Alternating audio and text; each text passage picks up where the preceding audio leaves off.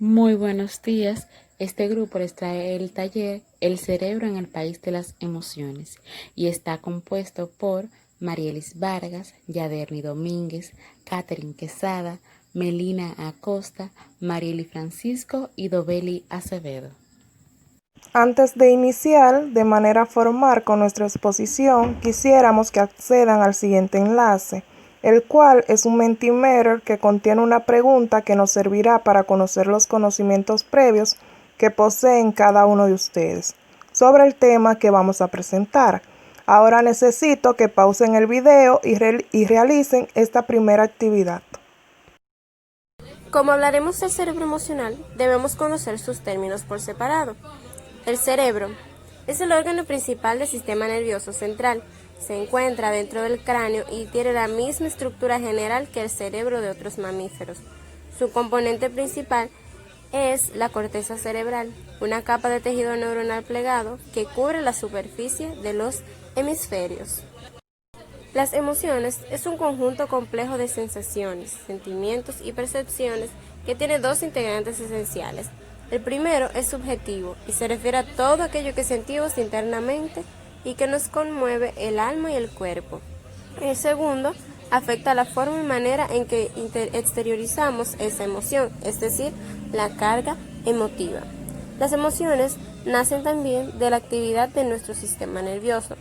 Estas proporcionan lo más intrínseco de los comportamientos y, por supuesto, son imprescindibles para la vida. El sistema límbico es la parte más antigua filogenéticamente del cerebro. El término límbico fue acuñado en el año 1878 por el médico y científico francés Paul Broca para designar un área compuesta por tres estructuras, cuya función está relacionada con el aprendizaje, la memoria y las respuestas emocionales. El sistema límbico es a lo que llamamos el cerebro emocional. El concepto de sistema límbico, sin embargo, se basa más en que es la porción del cerebro situada inmediatamente debajo de la corteza cerebral, la cual está en el área más accesible del cerebro, sino que también la más distintivamente humana. La mayor parte de nuestro pensar o planificar, de nuestro lenguaje, imaginación, creatividad y capacidad de abstracción, y se comprende centros importantes como el tálamo, hipotálamo, el hipocampo, y la amígdala cerebral, que no debemos confundirla con la de la garganta. Esto significa que nuestros sentimientos nacen de la relación entre pensamientos y emociones, puesto que existen áreas cerebrales encargadas de leer nuestras emociones más viscerales y darles un sentido en forma de sentimientos. Es decir, procesan las distintas emociones permitiéndonos experimentar penas, angustias, celos, amor, entre otros sentimientos. Las emociones resultan de la activación del sistema nervioso, el cual tiene dos componentes: la sensación subjetiva que sentimos en nuestro interior y la manifestación externa que hacemos de la emoción, por lo cual el sistema nervioso se divide en dos partes, el simpático y el parasimpático. Cuando se produce una emoción intensa, se activa el sistema nervioso simpático, produciéndose cambios ligados con la emoción, como por ejemplo el aumento de la frecuencia cardíaca, la presión arterial, sudoración, y se estimula la médula suprarrenal que libera la hormona adrenalina en la sangre. En lo más profundo de nuestro cerebro y en las entrañas de los glóbulos temporales se encuentra la amígdala cerebral y el hipotálamo. Ellos son los encargados de controlar nuestro mundo emocional y el regulador central de nuestras funciones viscerales y endocrinas, constituyendo el cerebro emocional, quien nos conduce a través de sentimientos y nos proporciona la visión equilibrada de los riesgos, los miedos, las pasiones y las carencias. Ahora vamos a definir conceptos que anteriormente se habían mencionado.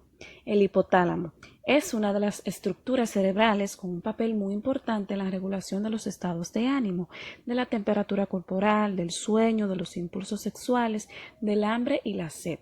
Se encuentra en el centro del encéfalo de los seres humanos, por debajo de la corteza cerebral y por encima del tronco del encéfalo. La amígdala cerebral es una estructura subcortical situada en la parte interna del lóbulo temporal medial. Este elemento posee conexiones con la gran mayoría del encéfalo, siendo un núcleo de especial relevancia que puede afectar al conjunto del sistema nervioso y en la funcionalidad del organismo. Su función como centro de procesamiento de las emociones es incuestionable. Pacientes con la amígdala lesionada ya no son capaces de reconocer la expresión de un rostro, la expresividad en su rostro y de una persona también si está contenta o está triste. Ahora, quiero que hagas una pausa y te dirijas a la plataforma donde estará disponible la actividad número 2. Aquí les invito a que vean el siguiente video, donde se presenta la diferencia entre el cerebro emocional y el cerebro racional y cómo actúa cada uno en una situación dada.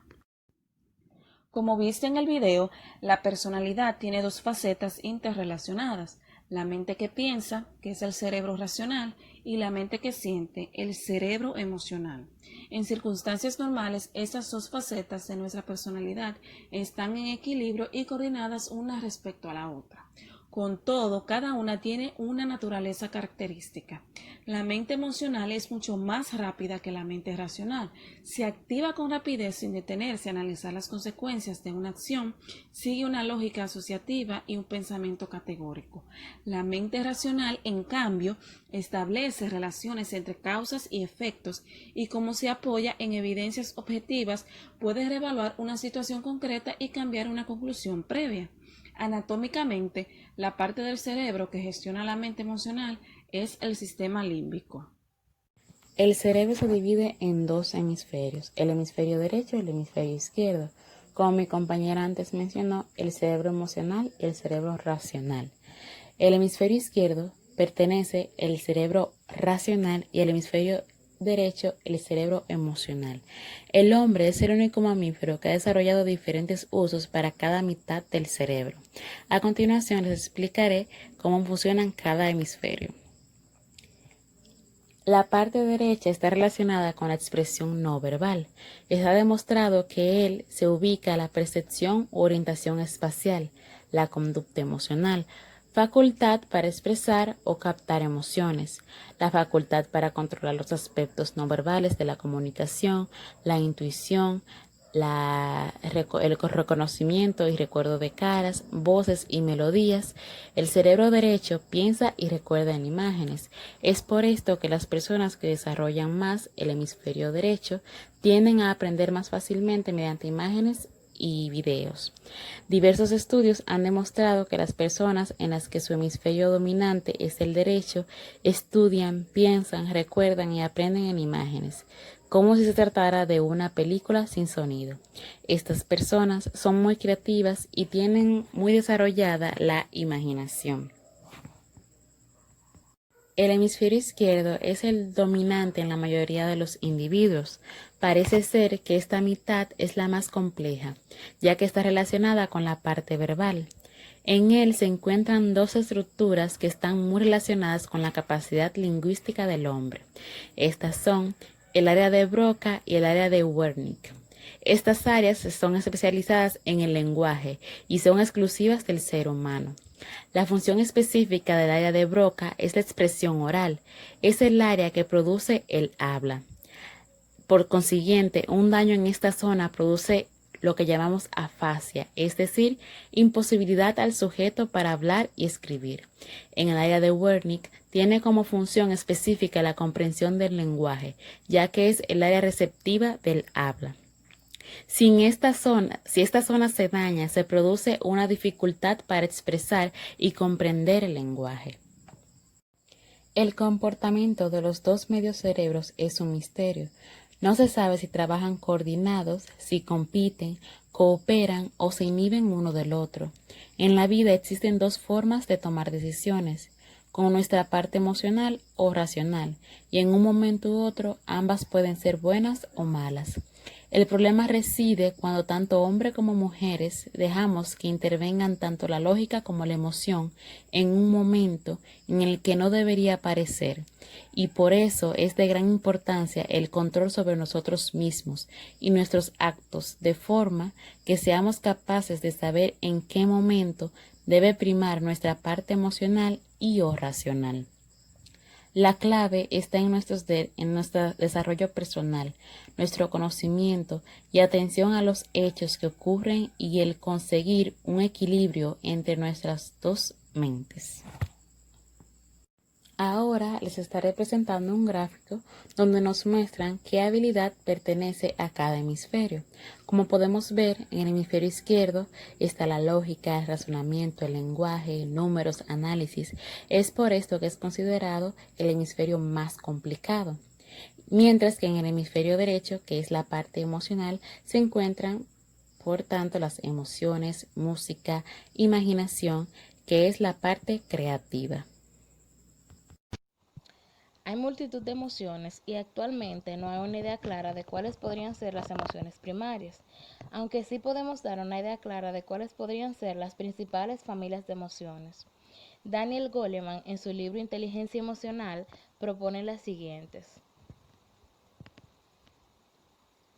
la alegría, el amor, la ira, la sorpresa, la tristeza, la aversión, el miedo y la vergüenza. Las emociones producen una reacción en el ser humano que puede ser expresada socialmente mediante componentes conductuales o componentes fisiológicos.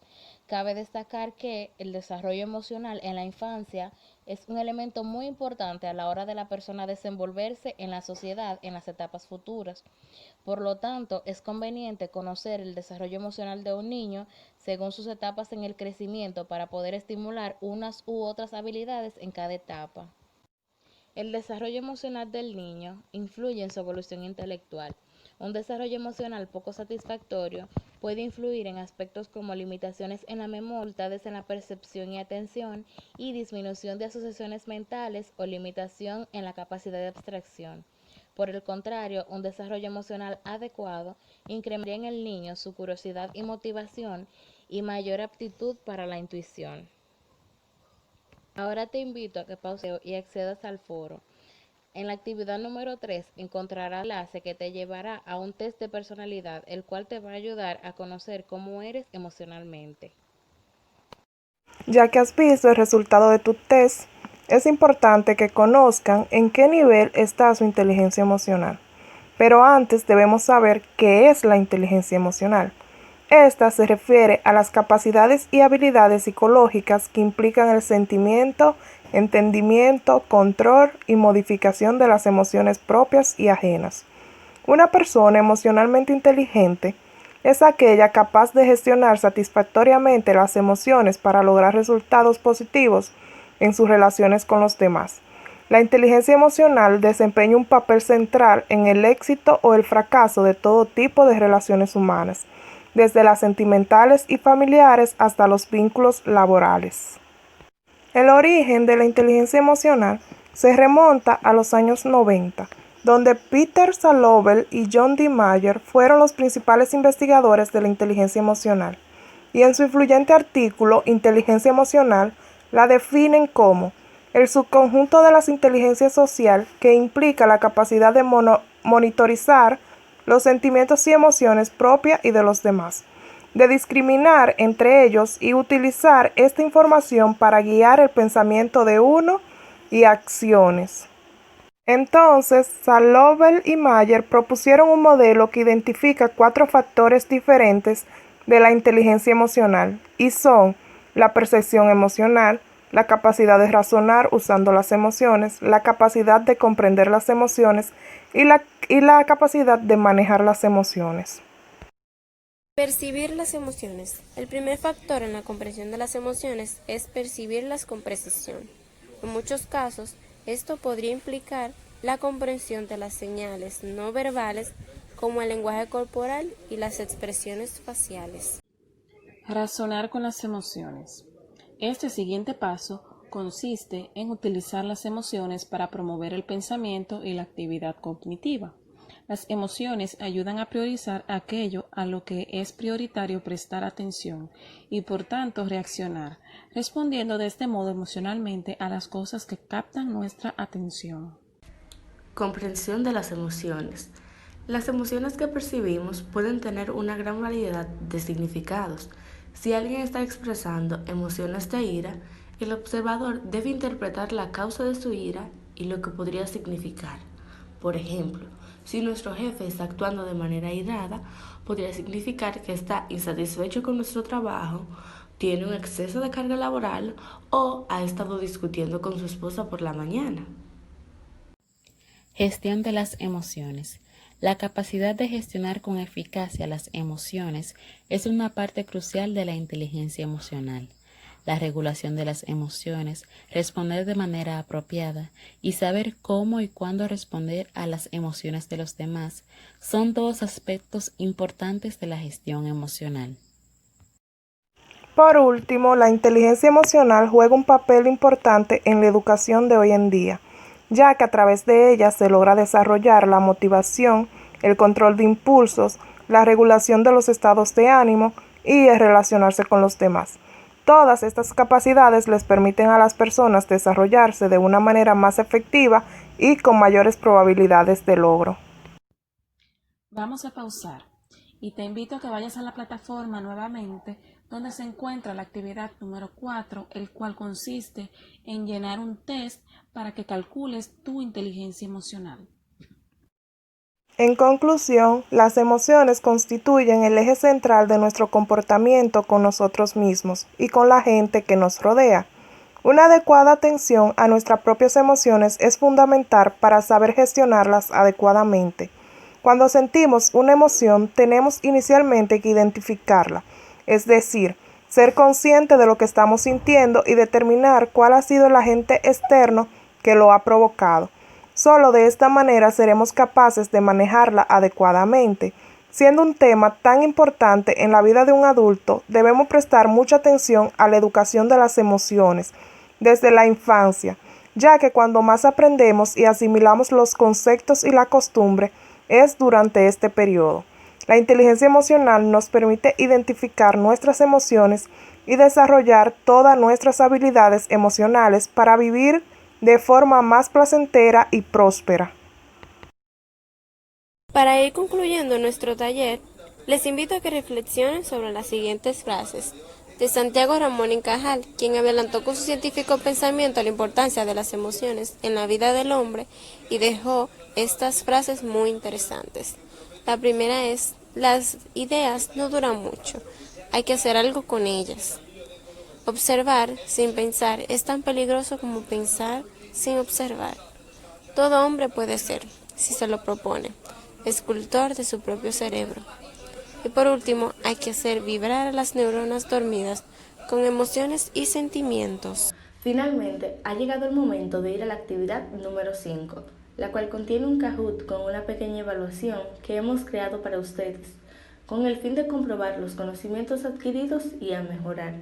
Una vez culminada, les invito a completar el foro de evaluación y realizar un comentario destacando en qué fuimos efectivas y cuáles aspectos consideran que debemos mejorar.